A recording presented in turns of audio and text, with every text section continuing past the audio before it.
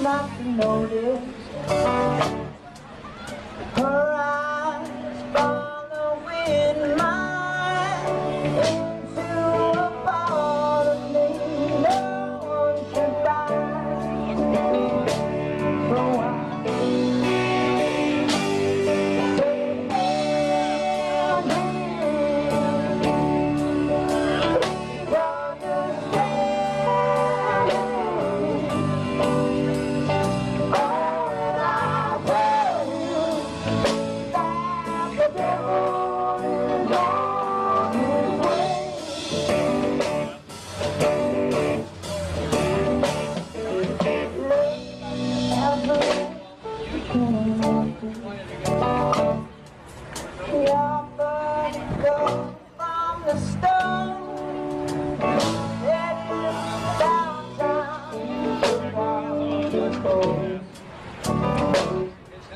the next thing I knew, it was morning. The shade couldn't hold back a sound, and in my heart I was already down. So why?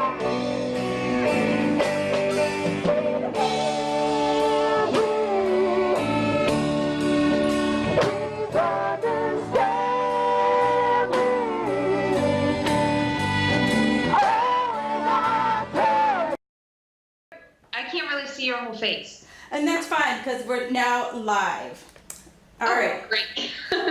So, hey everyone, it's Kim Barnes-Jefferson here with the Fabulous Fit Squad, and I got a guest. It's been a long time since I had a guest. She is a really good friend of mine, and today we're going to talk about the mom bod and how society says like once we give birth, we should be back to our like goal weight before we walk out the hospital. So Carrie's awesome. She's been in the fitness industry for a really long time, and I want her to kind of just give you like a quick background of like her expertise, and then we'll get into the conversation.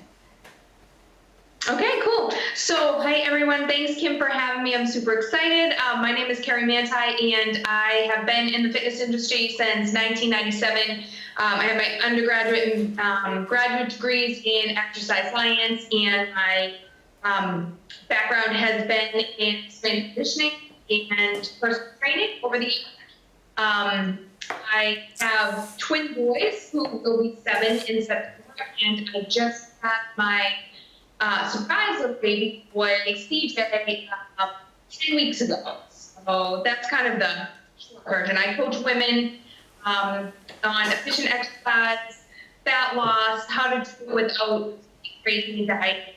Basically trying to teach them to not make the mistakes that I have made in the past.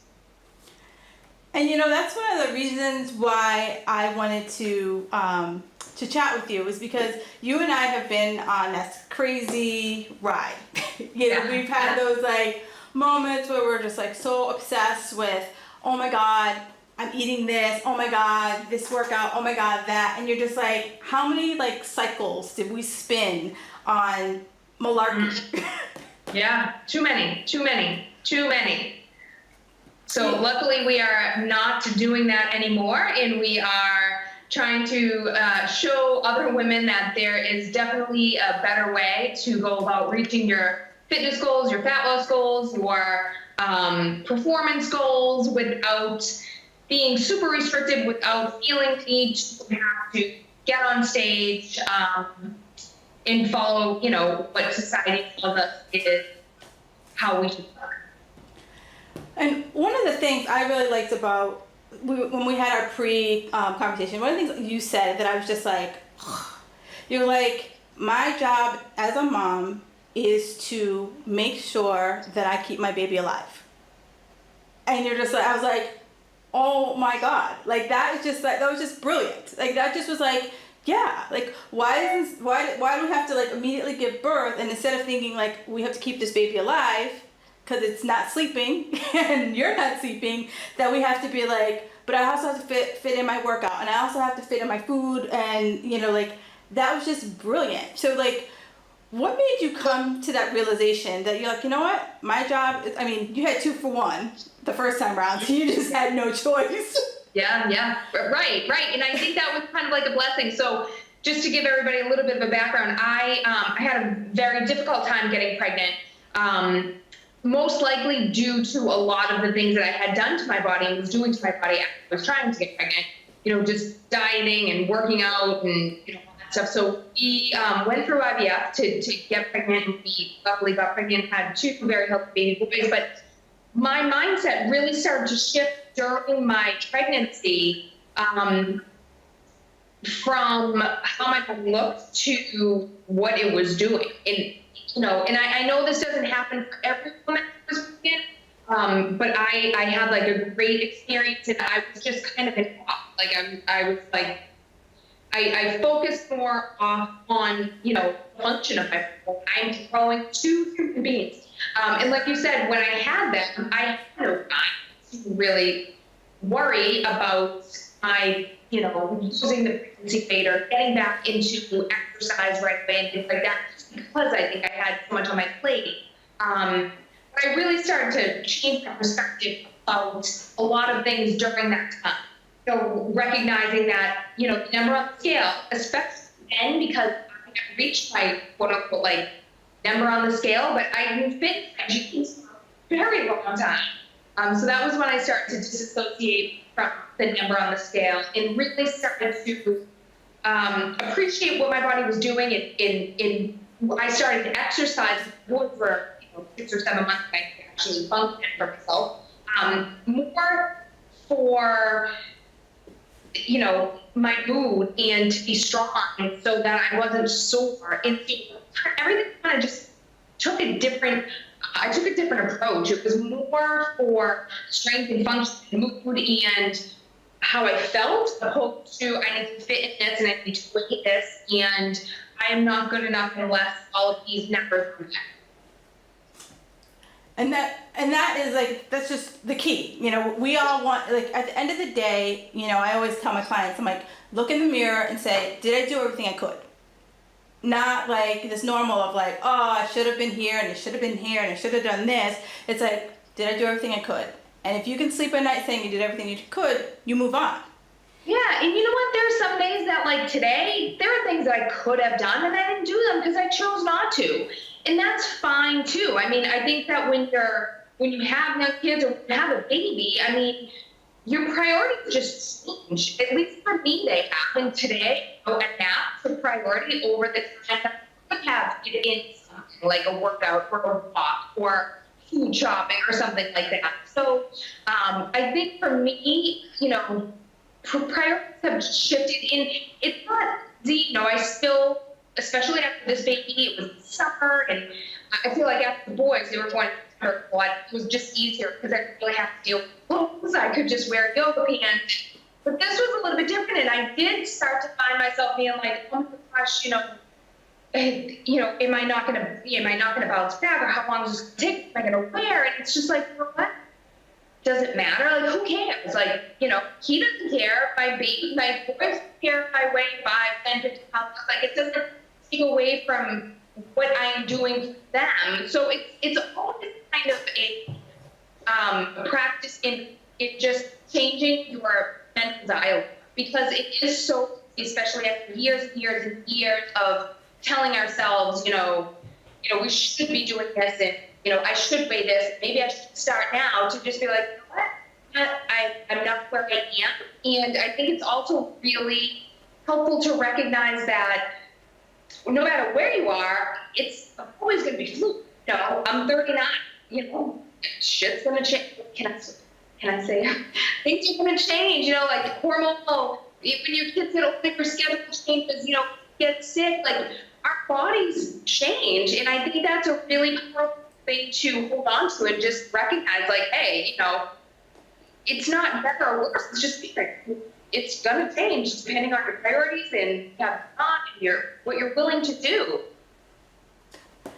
And you're absolutely right. And it's like, anything, like you know, the priority could be your career, the priority could be your family, the priority could be whatever the priority is, and then some days you have to let yourself off the hook. And I know I sucked at that for a really long time. I was like, you know, this morning I could have got up and gone out for my walk, but I was like, oh, it's gonna rain, looks like it's gonna rain, and then I beat myself up a little bit, and then I was like, you know, I'm not going, and it's okay.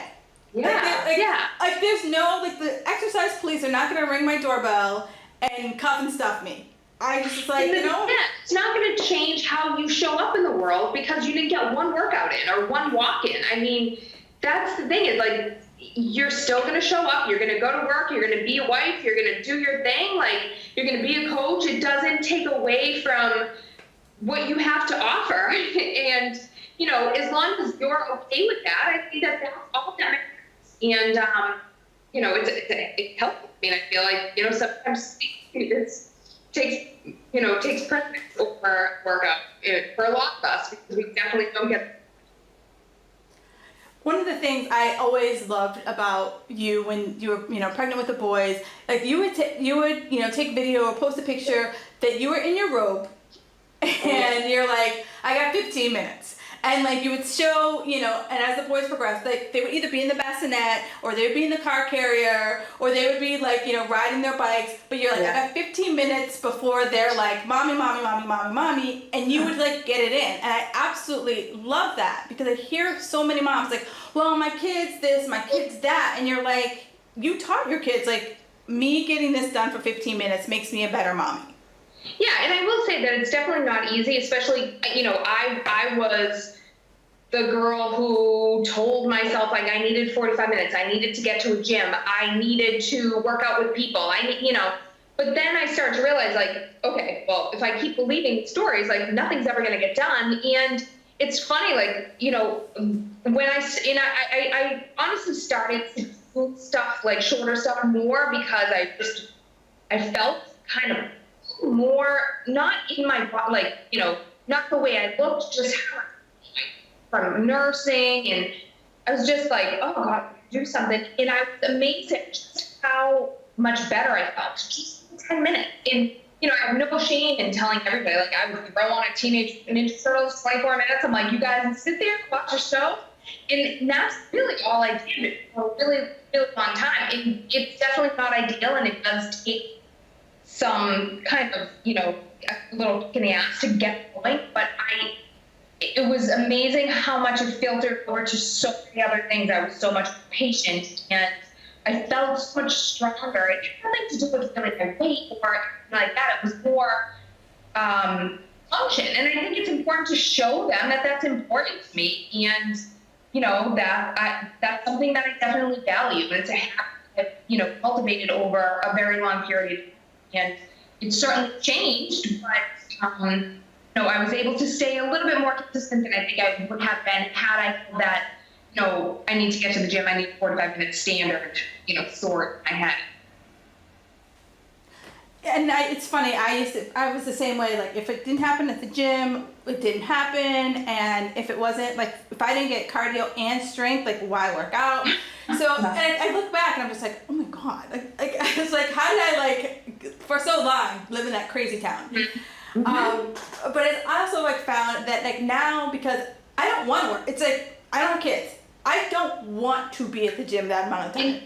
You know what? I have kids, and I still feel the same way. You know, I see people who are like, you know, all it takes is 5 days, 45 minutes. I'm like, no, I don't want to. So I think it's, you know, everybody has where they are in life. You know, when I was training for my kettlebell certification, I wanted to. That's what I did, 5 days a week. Right now, I'm like, hell no. Like, no. So I think it's kind of where you are, and knowing that, again, like, your life is going to change, your priorities are going to change, your motivation is going to come and go, and what you're willing to do is definitely going to change. And I think that's awesome, and I think it's something that, you know, we need to recognize so that we don't beat ourselves up if it's, you know, if we don't feel like doing something. It's okay, you know, do what you can do with what you have. I think that's good enough. So one of the things I've, like, kind of, like, helped me kind of manage my crazy was I came up with my like 3 like non-negotiables, and I made them like so simple that like no matter where I was in the world, I could do them. Yeah. And so do you find that like you have like so like 1 or 2 like non-negotiables that like regardless of CJ was up all night or the boys were up all night, you're like, you know what, I can at least do these 2 things, these 1 thing. Yeah, so for me, one of the biggest things is my first meal, whenever that is. I never used to understand how people were like, I forget to eat. I'm like, how? How did that even happen?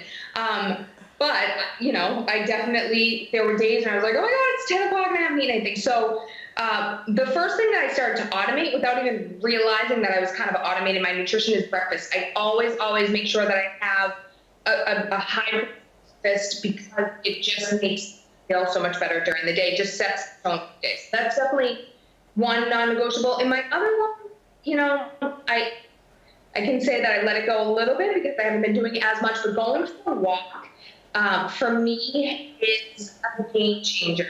It is just, it can be 10 minutes, it can be 30, but it is something that I value so much, and it just, I can be in the worst mood. I can be like eating something and go for a walk and be like, you know what? I'm going to go have something that's going to make me a little bit better. So I would say those things. And if I was to add a third, I think something that really helped me is just be really aware of my mental dialogue and my thoughts about myself. Because for a very long time, they were very, very negative. And so I worked really, really hard on just becoming aware of them and choosing something else, And I think for me, that has really taken hold and has helped me change my mindset and be okay with what I'm doing and what I'm not doing and what I am right now. It's funny you say that because I agree, like the mental like chatter, and once you recognize that your mental chatter is really like beating the crap out of yourself, and just being like, you say it and you're like, boop, shut it down, like it's not happening, like no. And I love like your 3 non-negotiables because I always, so many people like hold themselves that like, I'm going to be 100% on my meal plan, 100% with my workouts, and I'm just like, that ain't life, like. That just never worked for me. So that's what I always go back to. Starting over every Monday never worked for me. Giving up carbs and wine and this and that never worked long term for me. So, anytime those thoughts come in my head, and I still have them. It's not like I'm like, oh, right. I remember seeing a picture of some woman, like some random woman online, and being like, oh, going back to like, what is she doing? And then like, saying to myself, like, that is not the way you want to live. Like, that's just, so you just, there's a lot of information coming in, and I think that you have to pick and choose, especially with social media, like who you want to follow. I know for myself, my pre and postnatal coach, Jessica Mental, has been huge, and just, continuing to solidify my mindset and not following people who are 15 years younger than me, who, have no kids and, are just like not in the place where I'm at, I think that social media can be very helpful, can also take you down a very dark path if you're following people that are making you feel bad about yourself, or that you are continually looking at like, oh, I wish I looked like that. Like for me, I had to just stop all of that and be like, you know what? No, like that's not my life right now. It's not where I want to focus my energy. So I think all of those things kind of really do play a role in kind of managing your crazy, let's just say. And I agree with you on social media, and I always, tell my clients, I'm like, if they're like, well, I follow blah blah blah, or so and so does this, and I was like, is so and so your sister? Is so and so like any type of like genetic relationship to you? Because like I could be like, you know what, I want to have 6-pack abs, and I'm like, but do I really want the work for a 6-pack? Yeah, no, I mean, yeah, exactly. I mean, I've been there, done that, got the t-shirt, and I was like, you know what? Like you said, I like to have a glass of wine. I want to be like, I want to have a nibble or 2 every day and be like, you know what? I don't have a 6-pack. Have my nibble. But you know what's funny? I think that sometimes you have to go through it yourself. Like, for me, I know what it takes to look a certain way for my body. Genetically, it's for me to get super, super lean, I have to give up a hell of a lot. it's just not worth it. So there are some people who are like, oh, this is all I have to do. This is what I do. And that's great for them, but it's very different for, individuals. And I really do think you have to kind of ask yourself, like, what are you willing to do long term? Not Monday through Thursday, not, until you fast you go to a Red Sox game or something. What are you willing to do ever? And yeah, for me, it's just not happening. And it hasn't, I haven't had that goal in some time. I think it's a great goal to have, and people want to work towards that. That's great. But for me right now, I'm not like social media. I'm not people who are training for that aesthetic goal because we don't have anything in common. Wow. And you hit the nail on the head. It's like, I feel like what do you want? Like, what is your long-term life goal? Because it's like, if you can like live in this box for the rest of your life and never want to cheat on it, you can have that aesthetic goal. Exactly. And there are some people that, can are very happy with their life and genetically they can maintain that. I'm not one of them. So for me, it's a lot of sacrifice that I'm just not willing to do.